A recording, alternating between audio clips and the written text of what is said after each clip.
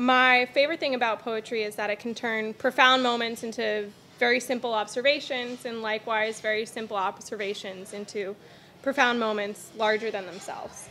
So in that spirit, many of my poems that I'll read tonight have a single core truth, memory, or observation that can then spiderweb into a creative falsehood. My first poem today speaks to the ebbs and flow periods as you grow up, where you go between feeling invincible and feeling afraid of everything around you and in front of you. And it's called Ice Queens. It felt dangerous to walk out past the edge to the middle of the pond where ice whistled warnings, and there were only our footprints to break the blank white page of snow. The webbed sides of my sneakers clogged with snow, and water seeped, blooming along the side of my sock like drops of cream settling into coffee. We talked about dresses we would wear and bitches we didn't like. 15, shout yelling against the curtain of black-blue night. We were in control of precious little, but right then we were kings of nighttime frozen suburbia, kings of broken curfews and careful dates. Long past cheek-hurt cold, we came in to sit in front of the fire, hot as the shout that slips from the top of your tongue and works its way through the cracks between your teeth. There we drew triangles and pentagons, the geometry puckered from where our pencils sailed along the floor's chinks and gaps. Staying with the sub-theme of shapes, the next poem is called Muse. He said he wanted to ink a centaur onto his chest, where the shoulder, heart, and arm make a triangle. It was his grandfather's muse, he said, the same day he didn't know if he liked school. He twitched his wrist at the end of each sentence, watch buckle knocking against bone like the snap of cracked knuckles in an empty room. His fingers lit into bows and arches, baptizing shadow creatures and archers onto the wall behind him. I think it can be relatively simple to hear or write a dialogue with oneself or a reflection with oneself, but harder to evoke the undercurrents of a true two-person dialogue in poetry. The next poem is called Remembering to Change Clothes. My grandmother forgot things often.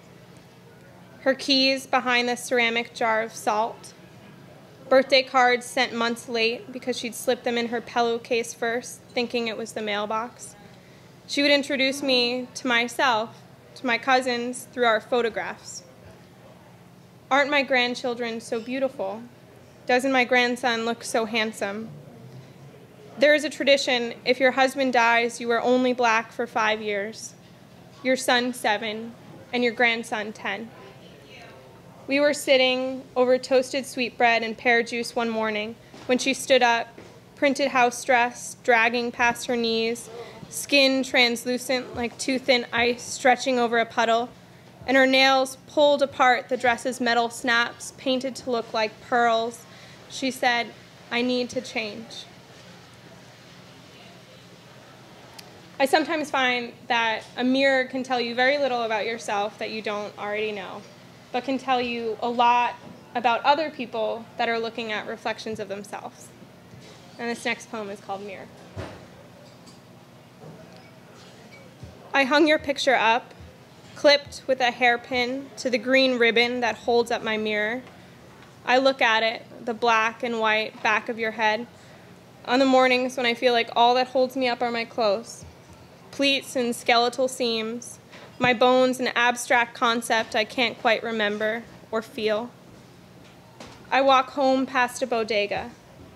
Kids drink lemonade on the curb and it drips down their chins into the sidewalk cracks, making a chalky mud that leaves my skin sticky from down the block.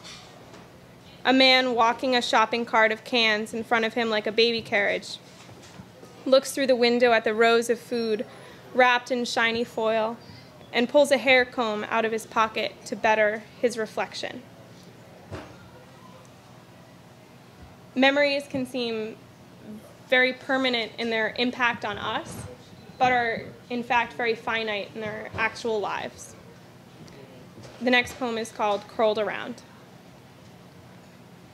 My grandmother and her sister were Irish twins. sharing a year but not a womb. When disease left Eleanor's memory honeycombed, the octagonal vacancies building patterns, filaments of years strung together in her new broken universe, we all became the first nun who wrapped her knuckles, her mother, skirt lifting in a sea breeze, or the boy she loved once who her daddy didn't like. My grandmother went every week to trim her hair, curls hugged tight to her head like the spiraled ends of shells.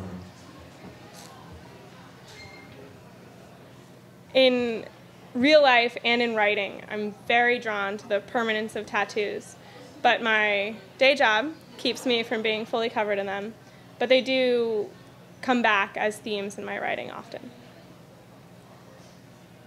Dissection. I love you still, but different. I only hope for you to not fall between the sideway cracks of our city, be crushed by a train, or the weight of your days. The half-life of love is forever. Uranium eating through steel drums for 100 million years longer than the hands that built the drum. That chemical decay, the toxic rust, is what I imagine a heart does as it burns pieces of people out of your life. I thought I left you behind when I found the bluest bay and didn't tell you, or when I inked an anchor to my rib, but I remember too many pieces of you to leave you in one place. I remember your open closets, laundered pants wrapped in candy pink tissue, your bed caved in from when you came home drunk and crashed into it, leaving a womb-shaped divot for years. I remember how much yolk you like to run out of an egg when a fork breaks the perfect dome.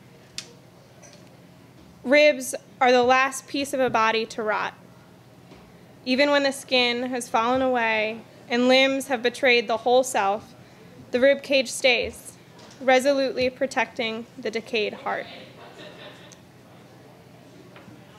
The next poem is called Light and Dark.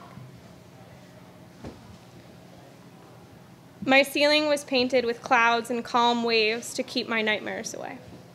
I spent hours myth-making, counting the low-tide ridges in the sand that looked like the top of a mouth, listening to my father tell stories because I was too small to read, and looking at the stenciled moon.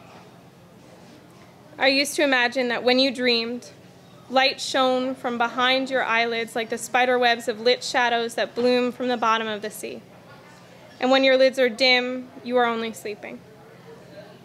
I craved that light, but slept in a language of only nightmares, burning up beds. My grandmother sewed lilac into the seams of my pillowcases to keep the flames away and taught me not to fear. There is a holiness in strangers and those dark things we do not know in the world. As I become more and more involved in a job that looks for quantitative explanations to normal things, I look more and more at the relationship between quantitative explanations and what we can see visually. And the next two are a pair. Some. Once people measured skulls to find out what kind of person you were, using centimeters to see if you had good bones or a bad heart. There is no measurement for your teeth standing together like drunks leaning on each other, or your ash eyes, bright like wood grain shining through painted furniture. Engineer. My grandfather had polio before it was tame. His mother massaged his joints with warm water, heating kettle after kettle and keeping his swollen limbs straight. She cried when his face started to fall, chin drooping, a jowled toddler who grew to be a loping man, smile slanted to the ground. He took me walking along the water, explained the moon's gravity, that it pulls the crinkled plastic bags and horseshoe crab carcasses up and down the sand every day. Years after he sold his shop, he built furniture in the garage, precisely cutting table legs and counting out bolts in the corner next to buckets of birdseed. As a child, I tried to guess by the way his hand moved, the patterns of pauses and how quickly the pen went up and down. what he was building, and how he felt so comfortable living within the confines of inches, the whispered blue of grid lines. When he grew so old, he stopped believing in organized things. A tumor grew between his vertebrae like a mushroom, pushing everything out of line. He crumpled paper towels into his ears, not understanding that he couldn't erase the sounds of his own ragged, wet breathing. And the last poem today is called Full.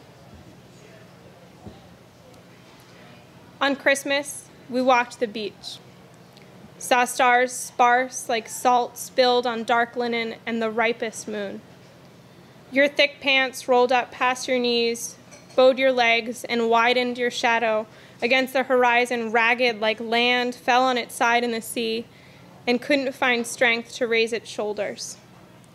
That biggest moon bruising the sky won't match that day for 4 decades. The weight of those years hit harder than sound. The days, hundreds and thousands of days, thinning skin and taking back the beach, but leaving us whole. Thank you.